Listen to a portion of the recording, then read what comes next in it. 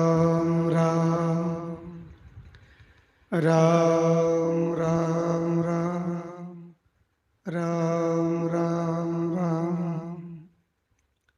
हे मेरे नाथ, मैं आपको भूलूं नहीं। सबको राम राम, राधे राधे।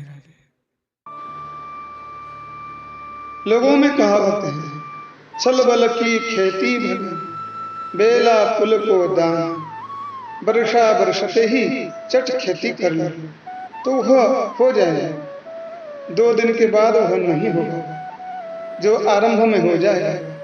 इसी प्रकार जब सुपात्र मिल जाए तभी दान दे दो तो उसका बड़ा भारी पुण्य होता है। द्रौपदी जी की एक बात हमने सुनी है। द्रौपदी जी पूर्व जन्म में भी एक स्त्री थी। एक दिन वो नदी में जल भरने गई। सर्दी का समय था। एक ब्राह्मण देवता लंगोटी लगाकर नदी में स्नान कर रहा था। संयोगवश उसकी लंगोटी पानी में बह गई। बाहर माताएं खड़ी थी। वो बेचारा ठंड से कांपने लगा, परंतु बाहर कैसे आया? कपड़ा था नहीं पास में। उस स्त्री ने देखा कि इस बेचारे के पास कपड़ा नहीं है और सर्दी में ठिठुर रहा है। उसने अपनी साड़ी की लीरी फाड़कर उसकी तरफ फेंकी, पर वह बह गई। 1-2 लीरी और भी फेंकी, पर वह भी बह गई।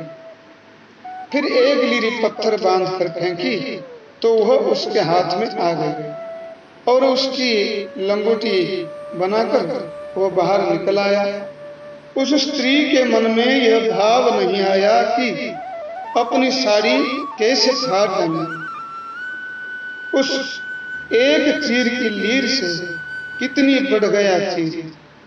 जब द्रौपदी का चीर खींचा गया उस समय भगवान ने कहा, आरतवान अतीत को दीवी चीर की लीर, मैं न बढ़ायऊ द्रौपदी तू ही बढ़ायऊ चीर।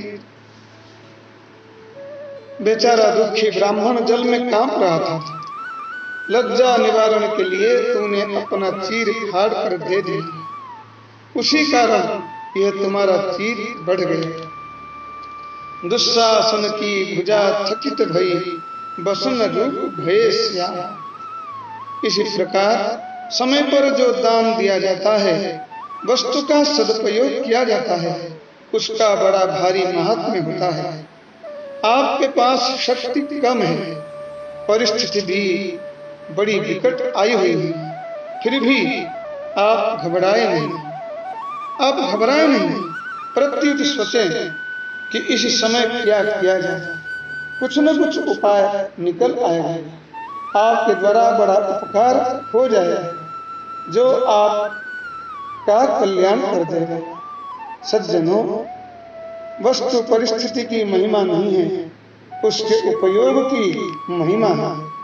आप अनुकूल परिस्थिति का भी सदुपयोग कर सकते हैं और प्रतिकूल परिस्थिति का भी, स्वस्थता का भी सदुपयोग कर सकते हैं और अस्वस्थता का भी।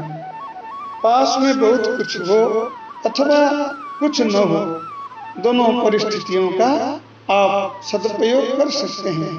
इसलिए आप अपनी परिस्थिति देखकर घबराए नहीं, उस परिस्थिति का सदुपयोग करें तो आप के ऊपर भगवान प्रसन्न हो जाएंगे। श्री वृंदावन बिहारी लाल की जय।